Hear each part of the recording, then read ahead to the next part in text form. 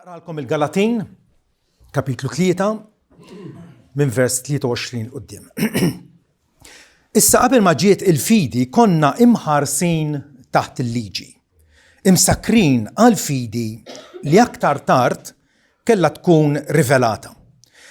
عليك الليجي صارت التطور يو لاليما تانا بيش توصلنا على عند كريستو، سبيش نكونوا جوستيفيكاتي بالفيدي. مissa li ġi fidi ma għadniex iżjed taħt is-supervizjoni ta' tutur. Amen. Tiftakru meta konna l-iskola kienu konna jum l-sports u jien dik kont nieħqata għax jien minix dilettant tal-sports, min ikun mħarreġ fl-atleta kien jieħu sehem fil-ġirja. Jiena kont nispiċċa ma' tfal oħra nġibet il-pull. Tafu x'inhu il-pull? U meta nirbħu kellna kelma speċjali, kaxkarnihom. U vera, kultant letteralment idum jitmieku mal-art fuq żrar vera. Pawlu f'din littra l-Galatin jagħti tkaxkira il-dawk kollha li jaħsbu li ħajmorru l-ġenna bl-opri tagħhom. Din hija littra fil-qosor. Pawlu qed jgħidilna aqtaw qalbkom minn konfuskom u ħarsu biss lejn Ġesu, illi huwa t-tama u l-ankra tas-salvazzjoni tagħna. U hawnhekk pass ieħor fejn ħajkompli anke idaħħalna issa fl-istorja tal-Lut biex ikollna perspettiva wiesa biex nifhmu kif Alla ħadem magħna. Alla beda biex għażel l-Abram ta' ħweda li bnislu b'Ġesu għad jitbir kull ġnus kollha. U imbagħad xi seklu wara der Mosa ħellishom mill-jasar tal-Eġittu u anke Mosè mbagħad irċieva l-liġi l-10 kmandamenti u skos kmandamenti oħra biex jgħaddihom lill-poplu Ludi. Pawlu hawnhekk jgħid f'vers 23 li qabel ma ġiet il-fidi hija il-fidi kif ngħixu aħna llum. Il-fidi tal-patt il-ġdid, il-fidi li tagħtina l-libertà. Tajjeb? Qabel ma ġiet il-fidi konna mħarsin taħt il-liġi, imsakrina għall-fidi li aktar tard kella tkun murija. Ġifieri il-poplu Ludi kien qisu qiegħed imxekkel jew qisu f'ċella minħabba l-liġi. Il-liġi kienet turih illi hemm ħtija, però ma kienet toffri ebda libertà. Dan bħalma għandek il-ħabsin miżmumin ġo ċella qegħdin jistennew il-ħellies u ma nfushom ma jistgħux joħorġu miċ-ċella għax huma msakkrin. Il-katnazz, il-virek, impossibbli li huma joħorġu imma jekk jiġi l-ħellies joħroġhom. Kif nafu il-ħellies tagħna, il-benefattur tagħna huwa Ġesu Kristu li jagħmel tajjeb għalina biex ikun jista' joħroġna mill-jasar ħalli ingawdu il-libertà li aħna għandna fl-Evanġelju. U Ġesu darba l-Lut qalilhom tassew ngħidilkom illi kull min jagħmel id-dnub huwa l-sir ta' dnub. Dan huwa l-jasar illi Pawlu qed isemmi hawnhekk. Huwa skjavitu għad-dnub. Id-dnub ma nistgħux niddeċidu aħna mhux ħankompli nagħmlu. Id-dnub qiegħed ijassarna, qiegħed iżommna f'ċella, qed iżommna fil-ħabs. Ma Ġesu jkompli jgħid u l-sir ma jibqax fid-dar għal dejjem. Liben jibqa' għal dejjem. Mela, jekk liben jilliberakom se tkunu realment liberi. Il-libertà ġabilna Ġesu. Idu nneħħu kull ħjiel, kull idea minn moħħna li aħna nistgħu nilliberaw lil nfusna. M'aħniex kapaċi. Niftakar missieri meta konna żgħar kellu għalqa tal-ibraċ ngħidula, qrib id-dar tagħna għawdex tal-ibraċ. U kien hemm bir, dal-bir ma kellux ħorża, ma kellu 3 ġebliet hekk tawwalin u darba fet lilna nwarbuhom biex nittawlu f'dan il-bir meta missier ma kienx qed iħares. Qed dal-bir ma niftakarx ma' min kont, però x'inna ħejna l-ġebel kien vojt, bir enormi. U ma niftakarx ma' min kont, Pero għaddi l-ħsieb xokkanti dak il-ħin. Għad bejnu ben ruħi, jekk naqaġu dal-bir u ma jkun ħadd mamula tiegħi. U dik hija l-qagħda tagħna. Ma nistgħux intellaw lilna nfusna naqbdu lilna nfusna mill-lazz taż-żarbun u nintrefa barra mill-bir il-barra, ma tistax tagħmilha. Però jekk xi ħadd iniżżel il-ħabel, tkun tista' titla'. Dik hija s-sitwazzjoni tagħna. Ġesu li ġie biex jagħtina din il-libertà u nnifsu meta beda jipriedka daħal fis-sinagoga ta' Nazaret, tawh il-ktieb ta' Iżajja l-profeta fetħu fejn kien hemm miktub l-ispirtu tas-sit fuqi għax unzjonani jew dilikni ħalli nxanda l-Evanġelu l-foqra batni nipproklama il-liberazzjoni lill kaptivati. Ninsimgħuha. Ġesu ġie apposta, niżel mismewit apposta biex jagħti il-libertà il dawk li kienu ikkaptivati li jenna. Inħossuna, ġifieri nafu li darba konna maqbudin mid-dnub id-dominati minnu. Ġesu jkompli jgħid biex nagħti l-liberazzjoni l-kaptivati vista mill-ġdid il-lomja, nibat il-liberati mill-mirfusin, nipproklama is-sena favorevoli tas-sit. Ġesu ġie biex jipproklama il-ġublew. Ġublew kienet dik is-sena speċjali. Kienet tiġri kull 50 sena. Kull 50 sena Alla kien jgħidilhom mela dawk li huma għandhom djun jew huma l-sira kulħadd jikseb il-libertà tiegħu. Kienet sena eċċezzjonali. U Ġesu qal jiena ġejt biex nipproklama biex inxandar din is-sena favorevoli tas-sit. Ija, qabel ma ġiet il-fidi, konna imħarsin taħt il-liġi, imsakrina l-fidi li aktar tard kellha tkun irrivelata. Għalhekk il-liġi saret it-tutur tagħna.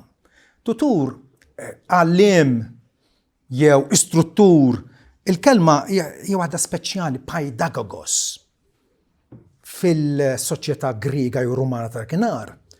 Tifel anke tas-sinjuri, tan-nobli, il-ġenituri tiegħu kienu jqabdu lil wieħed skjaf biex joħsiebu. U jekk hemm bżonn kien isawtu. U kien jiddixxiplinah biex jitla raġel. U l-liġi Pawlu qed qabbilha ma' din il-paidagogos, dan il-servjent illi kien moħħu kien jiddixxiplina lil minorenni sakemm isibu sakemm jitlu fl-istat ta' maġġorenni. Aħna quddiem Alla fit-Testament il-ġdid aħna maġġorenni, adulti, ingawdu l-libertà. Fit-Testament il-qadim kienu għadhom minorenni, imħarsin minħabba b'dan il-paidagogos, dan it-tutur, tajjeb, il-liġi saret it-tutur tagħna biex twassalna għand Kristu. Qegħdin tarawha l-iskop tal-liġi, il-ħsieb tal-liġi huwa illi nħossu s-severità tagħha, nħossu illi liġi tqila. Pietru jiddiskrivija bħala madmat illi ma stajniex nissapportuh. Madmat huwa dik il-biċċa njam jpoġġu fuq il-bejjem xi ħartu. Imma kienet madmat insapportabbli, tqila wisq, kienet timbażwak. U Alla ta' il-liġi biex jurina kemm bil-lemil tagħna m'aħniex ħanaslu. Imma huwa permezz ta' Ġesu Kristu. Il-liġi qatt ma setet toħodna l-ġenna, imma toħodna għand Kristu li jagħtina l-jiet illi mmorru l-ġenna. Il-liġi fi anfissa ma salvax imma toħodna għand dak li jista' isalvana. Meta kont tifel kien jiġrili bħalma jiġrilhom it-tfal kollha, kont nimrad. U meta ommi kienet tinduna, kienet tgħidli biddel ħalli nieħdok għand it-tabib Willi. U jiena qtolni ma kunx irid imur. Le ma għandi xejn. Kienet mur ġib il-ħġieġa tad-deni, tipprova ħjieli għandek 100. Għattifu le ma għandi xejn.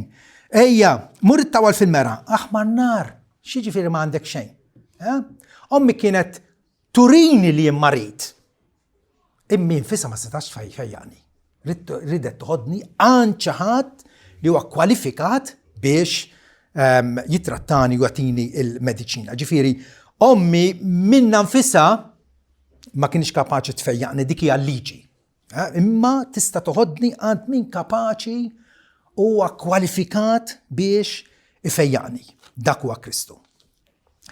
Kultant nitkellmu dwar il-liġi, l-użu pedagogiku tal-liġi, x'jiġifieri? Ġifieri il-liġi tikkonvinċina, turina l-istat midneb tagħna, dak kollox. Ir-rwol tagħha f'dan is-sens huwa importanti ħafna il għaliex mingħajra ma nitħajrux illi aħna nirrikorru jew mmorru għand Kristu. Għax ma ħossux il-bżonn. Ngħidu u le m'għandi xejn.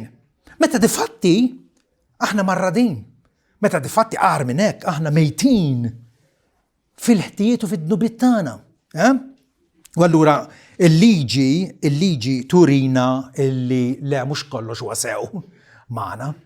Qed tifhem, hawnhekk għandna tal-inqas 3 irġiel illi ħadmu jew jaħdmu fil-ġebel, jibnu. U meta tibni ħajt bil-knaten fil-lira, wara fil-lira, tkun titċekkja dak il-ħajt u biex dritt jew le. U biex imżaqqaq, vera? Mela, jekk naraħ b'għajnejja jiena issa ngħid dritt, u inti tgħidli le dak m'hawnx. Allura il-bennejja għandhom dan il-biċċoqda jgħidu la rigla ċomp. Spaga li dandluha minn fuq marbuta biċċa ċomba minn taħt u turik il-linja dritta kif inhi. Inti tista' tiċċekkja il-kwalità tax-xogħol tiegħek. Il-liġi hija r-rigla ċomp illi turina kemm aħna mawġin. L-opinjoni dwarna nfusna hija li hija tajba. Aħna tajbin. Qed tifhem. Imma kejjellek innifsek bir-rigla ċomp tal-liġi u tara kemm aħna ta' bilħaq mawġin. Il-liġi mela iġġielna nirrealizzaw illi neħtieġu Salvatur.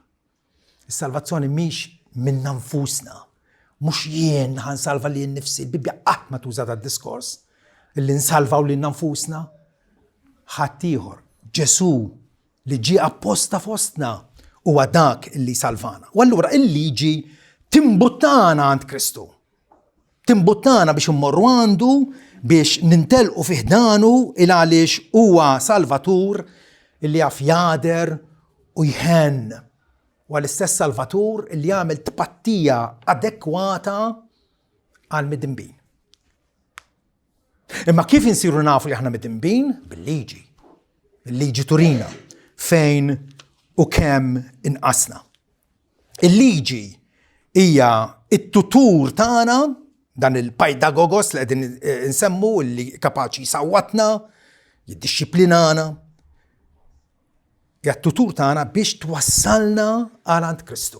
U mberkinu ma' dawk in-nies illi l-liġi esperjenzawha bħala xi ħaġa li takkużhom biex imbagħad jaraw illi jekk jiena rrid inkun illiberat, iddikjarat ġust quddiem Alla huwa permezz ta' Ġesu Kristu. Infatti jgħid twassalna għand Kristu sabiex inkunu ġustifikati bil-fidi. Nfakkarkom, ġustifikati ġifieri Alla jiddikjarana ġusti. Flok ma jikkundannana, jiġġustifikana. Ġwanni fil-Vanġelu tiegħu jgħid li l-liġi ingħatat permezz ta' Mosè, il-grazzja u l-verità ġew permezz ta' Ġesu Kristu. Għaliex il-grazzja? Il-grazzja ġifieri li Alla issa se jilqana minħabba is-sakrifiċċju ta' ibnu fuq is-salib. Tridux naraw daqsxejn kif titkellem il-Bibja dwar il-ġustifikazzjoni. Il-għaliex hemm tagħlim riċ ħafna. Pereżempju, Rumani 3 jgħidilna aħna nżommu l-Apostolu Pawlu li qiegħed jiddikjara illi l-bniedem huwa ġustifikat bil-fidi apparti mill-opri tal-liġi. Inti semgħuha huwa apparti l-opri tagħna ftit jew ħafna m'għandhomx jaqsmu biex niddeċiedu aħniex se nsalvaw jew le. Ġustifikati bil-fidi.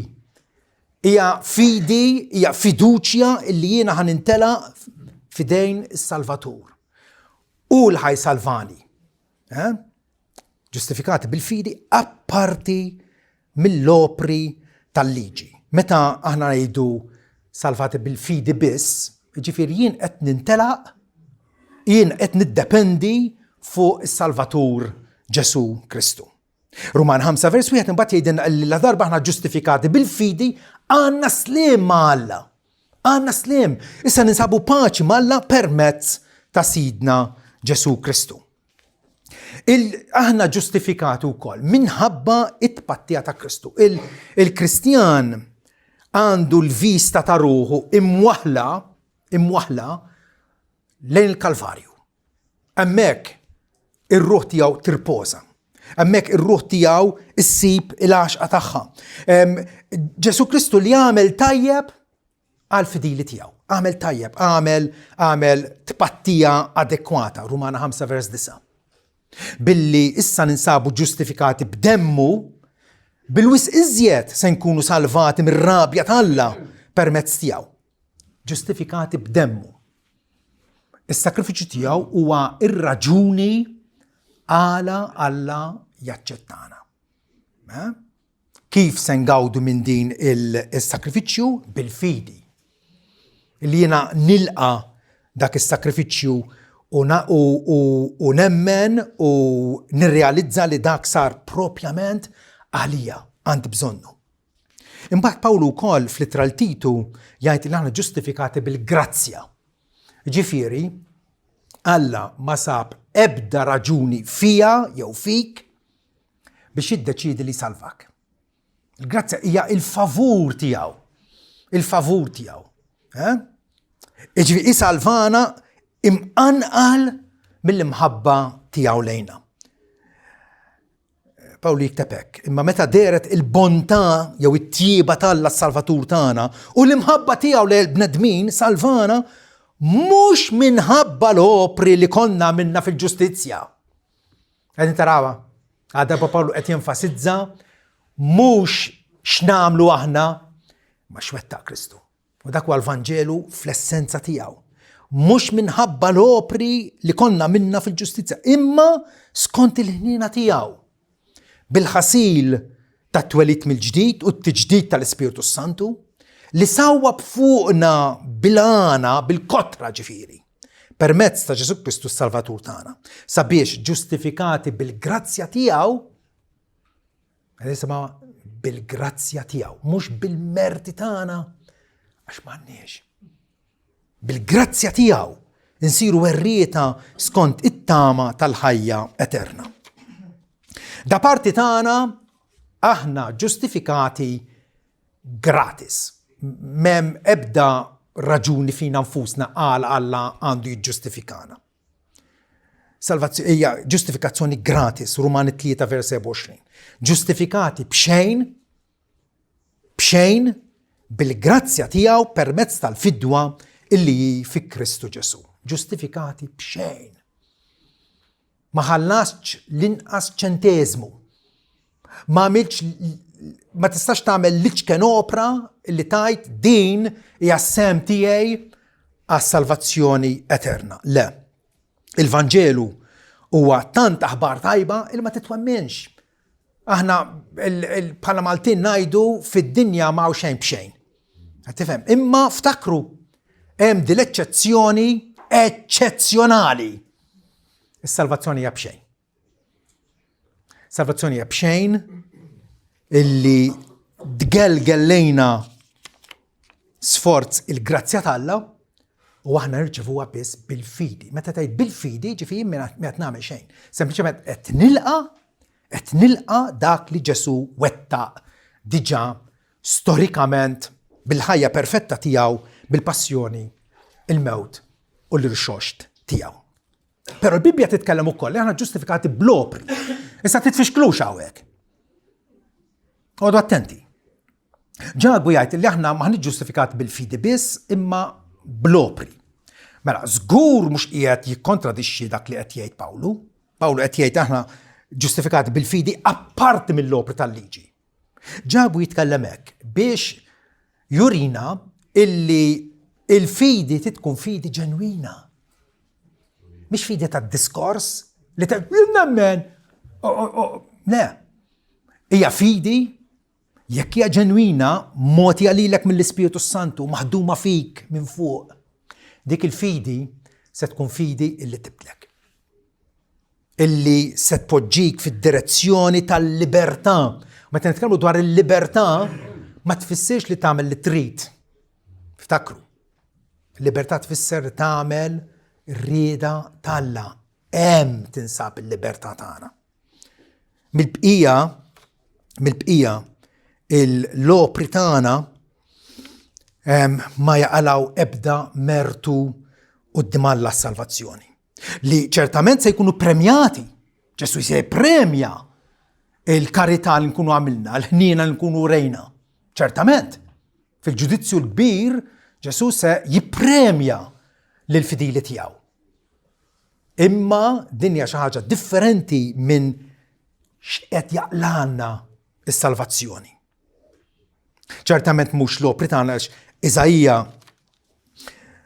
kapitlu 64 verset tgħidilna aħna il-koll sirna bħal ħaġa imnizza. U l-ġustizzji kollha tagħna, ġifieri l-emil tajjeb kollu tagħna huma bħal ċraret imnitna. Tista' tuża l-lingwaġġ aktar goff. L-aħjar tajjeb tagħna quddiem Alla huma ċraret imnitna. ċraret li tiftaħ il-barmil taż-żibel u tarmihom. U aħna l-koll nidbilu bħal werqa. U l-inikwitajiet tagħna u d-dnubiet tagħna bħal riħ ġorruna lil hemm. Mhix sitwazzjoni feliċi x'vera. Mhix sitwazzjoni. Imma l-Bibja titkellem hekk u ma importax nirrepeti biex naqtaw qalbna minna nfusna ħalli l-fiduċja tagħna tkun fuq il-Kalvarju. Għaliex anke l-aħjar emil tagħna l-aħwa. L-aħjar emil tagħna huwa tant imħallat b'impuritajiet u b'inkonsistenzi illi apparti minn Ġesu Kristu mhux milquha quddiem Alla. Għaliex Iżajja tkellem illi l-aħjar emil tagħna huwa ċraret imnitna. Għaliex? Jiena rriflettejt ftit. Pereżempju, nagħtu ġenerożament lil ħaddieħor u fis-sigriet nixtiequ rikonoxximent jew tifħir, vera? Ġieli ġratilna? Nagħtu karità? Ma fis-sigriet nixtiequ li ħaddieħor jirrikonoxxi nkunu għamilna. Nitolbu u frattant moħħna jiġġerra u qalbna hija kiesħa. Nattendu l-funzjonijiet ta' qima u frattant ħsibijietna jibqgħu iffissati fuq l-inkwiet li għandna d-dar jew hemm barra. Naqraw l-iskrittura u frattant ninsew malajr x'inkunu qrajna. Affarijiet oħra niftakruhom. Ma x'inkunu qrajna fil-għodu fl-iskrittura. Buq. Nistqarru d-dnub u frattant nirritornaw għall-istess vizzji. Nirriżolvu biex nħobbu l-ħaddieħor u fis-sigriet nżommu fil-komma kontra tagħhom. Għajdu li dan jiddeskrivinix kollha kemm aħna. Xi darba oħra. Nitkellmu l-verità u frattant nesaġerawha jew indawruha għal vantaġġ tagħna.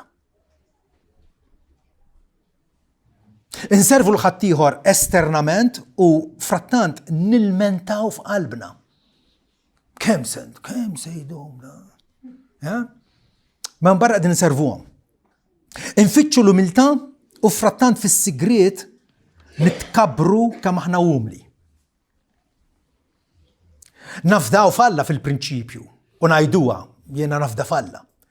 U frattant ninkwetaw ninsabu ansjużi fil-prattika. Moħħna maqsum bl-inkwiet. Qed ngħidu biex nurikom illi kemm Iżajja kellu raġun jgħid ċraret imnitna. Nitax u fil-kelma tal-Alla ftit tal-ħin u nitraskuraw għal perjodi twal. Nuru ċiviltà u edukazzjoni mal-barranin, ma mbagħad nkunu goffi u mqiti mal-membri tal-familja.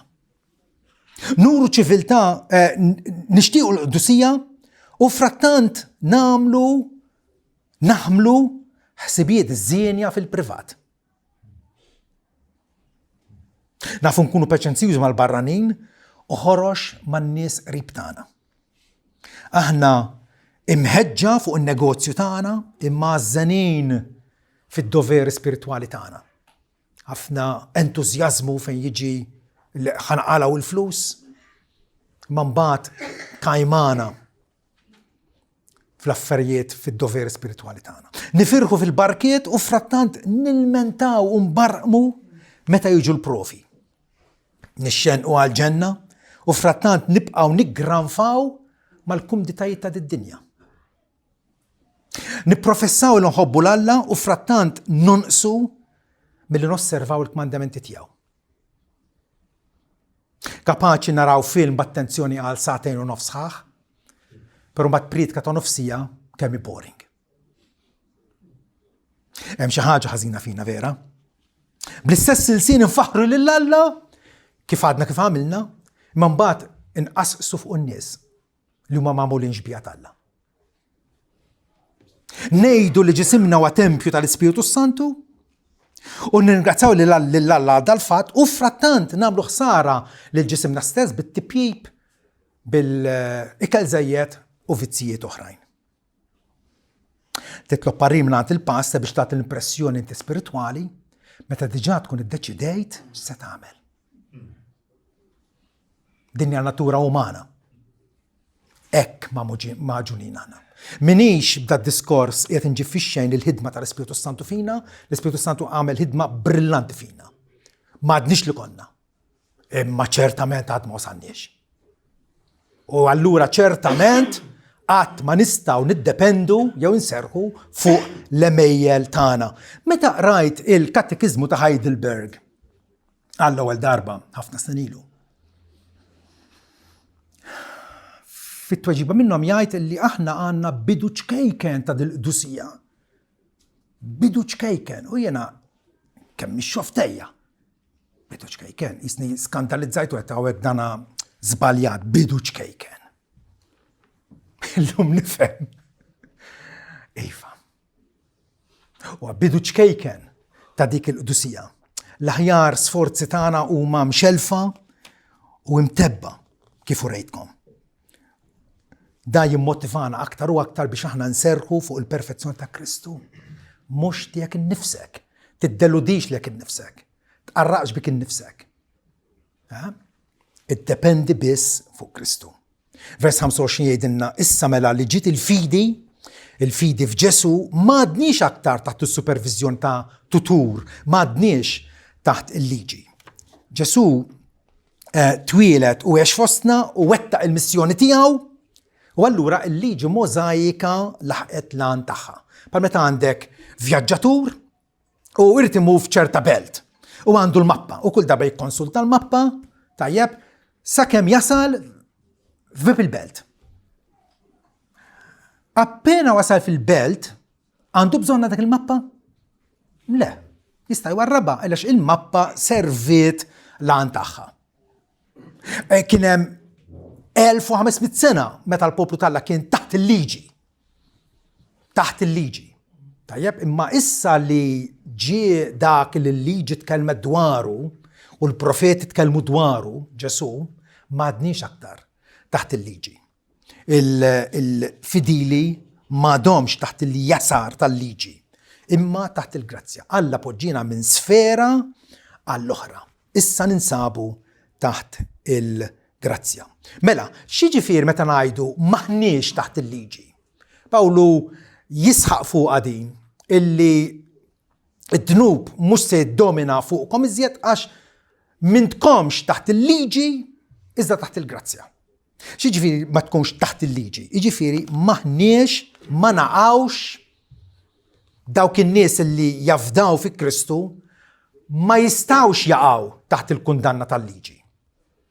Għaliex, għas-sempliċi raġuni, Ġesu ġar il-kundanna tagħna.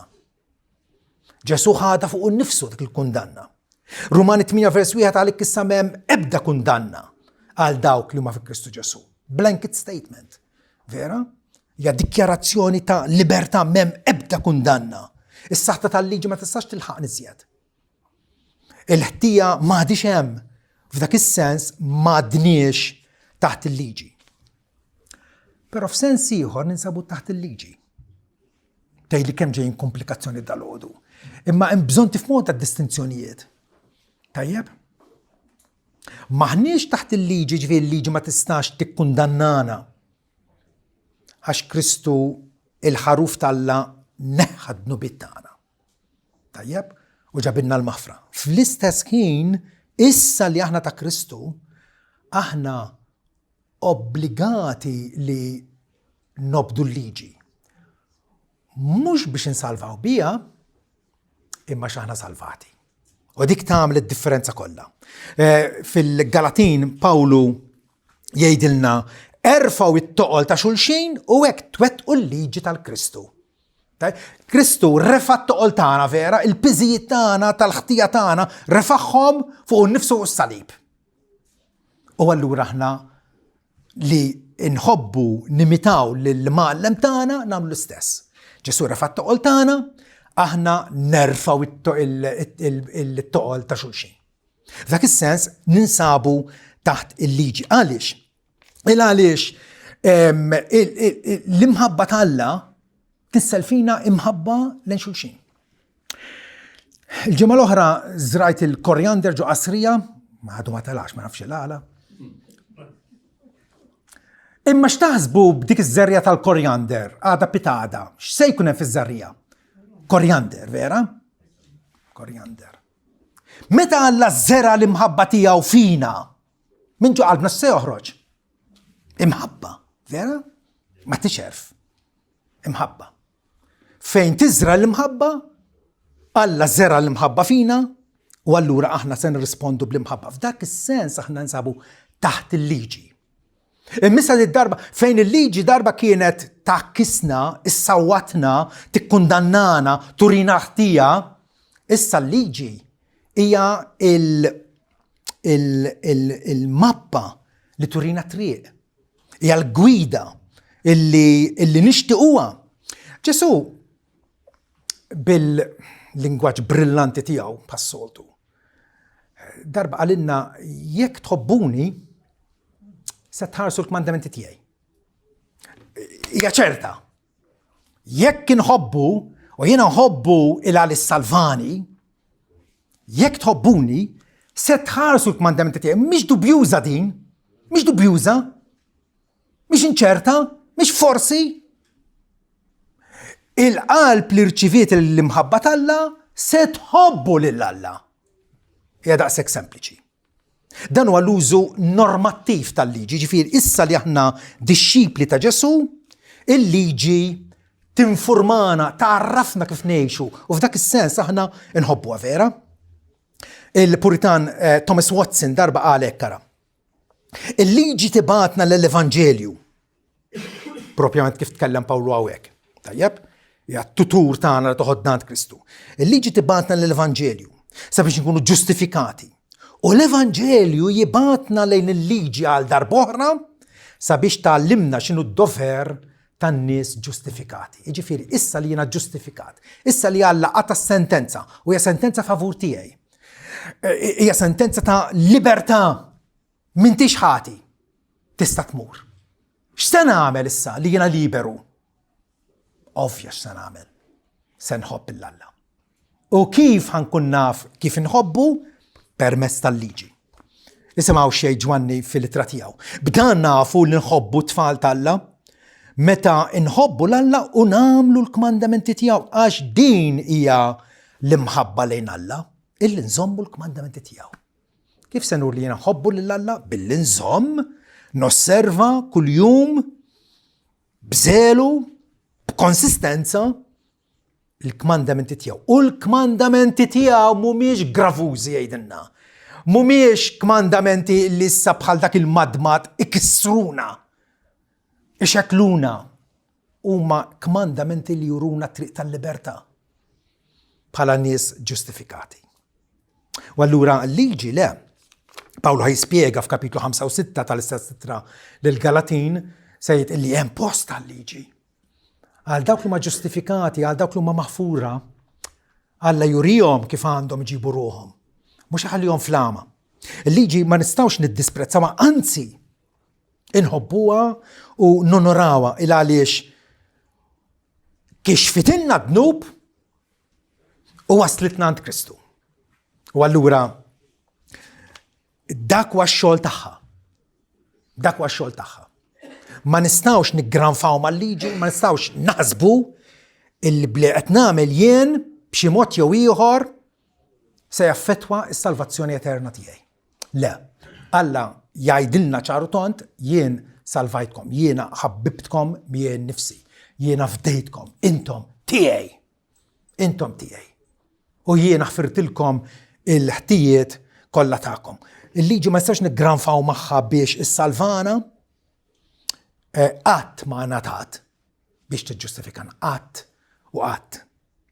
Rridu nitalmu l-aħwa ngħixu fil-libertà il għalna Kristu.